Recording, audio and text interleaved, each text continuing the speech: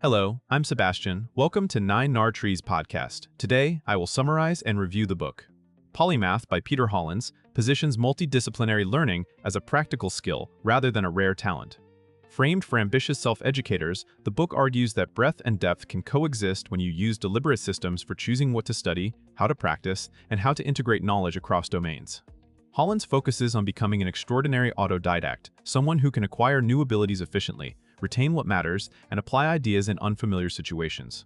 Instead of treating intelligence as fixed, the book highlights learnable behaviors such as curiosity, pattern recognition, meta-learning, and flexible thinking. It also addresses a common modern problem, information overload that creates the feeling of learning without meaningful progress. By emphasizing structured experimentation, feedback loops, and skill stacking, the book offers readers a roadmap for building competence in multiple disciplines without burning out. The overall promise is not to become expert at everything, but to think like a polymath, connecting dots, generating creative solutions, and adapting faster than specialists who rely on a single toolkit. I will give you key takeaways from this book. Firstly, the polymath mindset and why breadth is a competitive advantage. A central topic is the mindset shift from collecting facts to building an adaptive learning identity. The book presents polymathy as a strategy, cultivating broad competence so you can spot opportunities, communicate across fields, and solve problems that do not fit neatly into one discipline. Rather than celebrating trivia-level generalism, it frames breadth as functional and goal-driven. Readers are guided to treat curiosity as a skill and to seek cross-training intentionally, using one area to sharpen another. This includes recognizing that many modern challenges are interdisciplinary, blending technology, psychology, business, design, and communication. By developing multiple lenses, you become harder to replace and better at improvising under uncertainty. The book also stresses that the polymath approach is not about abandoning depth, it is about sequencing and combining depth at the right moments.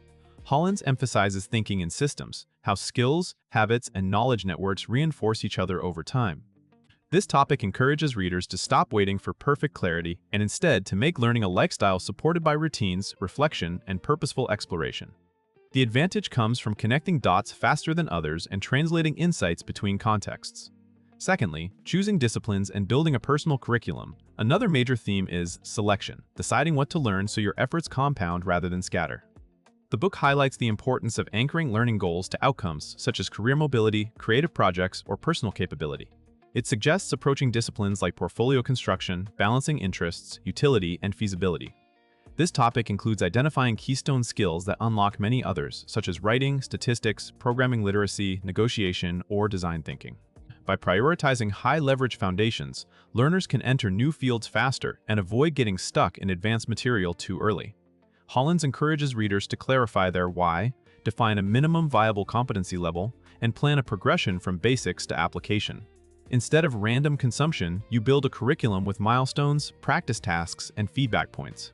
It also discusses the idea of skill stacking, where modest competence in several areas can produce a rare and valuable combination, even if you are not world-class in any single one.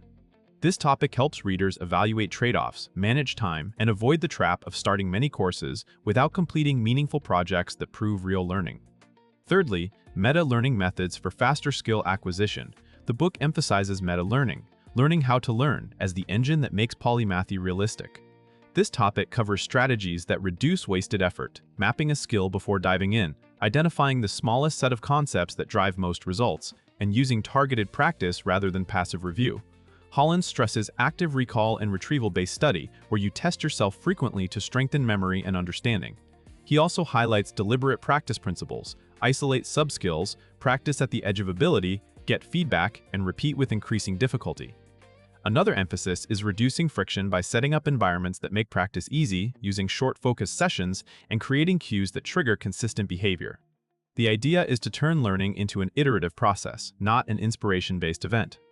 This section also underlines the value of interleaving and varied practice, mixing related skills so you can apply knowledge flexibly instead of performing only in familiar patterns. By using these methods, learners can progress from beginner confusion to competent execution faster, while keeping retention higher and avoiding the illusion of competence that comes from rereading or watching content without application. Fourthly, flexible thinking and transferring knowledge across domains. A polymath advantage depends on transfer, the ability to carry insights from one field into another. The book treats flexible thinking as a practice of building mental models and then testing them in new contexts. This topic explores how analogies, patterns, and first principles reasoning allow learners to see structure beneath surface differences. Instead of memorizing isolated facts, you look for underlying mechanisms, incentives in economics and behavior, feedback loops in biology and organizations, or constraint-based design in engineering and writing. Hollins emphasizes synthesis, combining concepts to produce something new, such as a unique project, a business idea, or a creative framework. Readers are encouraged to regularly ask how this concept can be used elsewhere, and to maintain a personal knowledge system that captures ideas in reusable form. This includes note-taking aimed at connections, summaries in your own words, and periodic review that focuses on integration rather than repetition.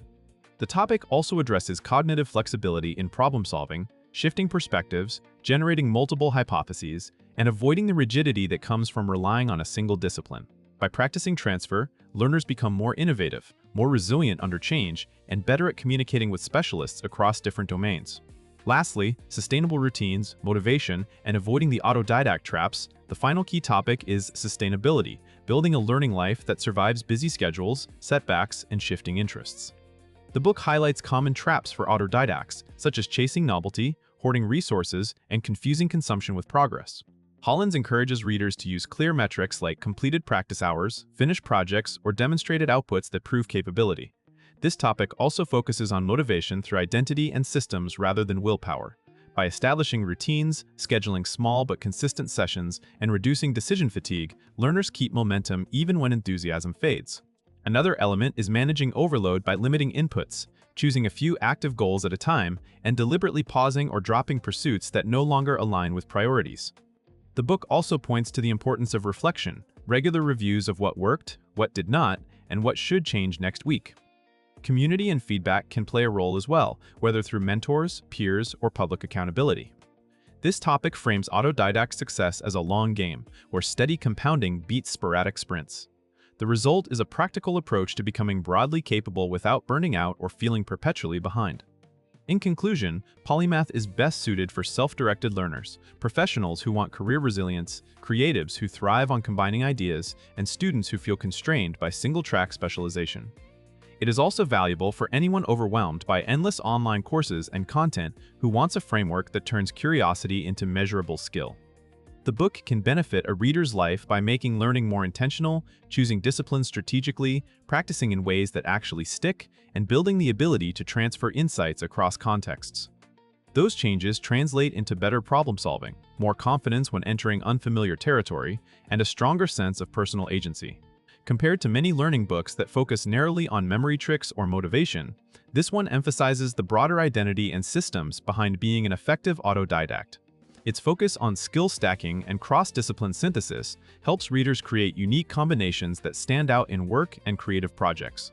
If you want a practical roadmap for becoming broadly competent without losing focus, this book is worth buying because it links methods, mindset, and long-term sustainability into one coherent approach that supports real output, not just information consumption. If you would like to support Peter Hollins, you can buy the book through the Amazon link I've provided in the podcast description. After reading the book, please let me know what you think and share your thoughts. See you around.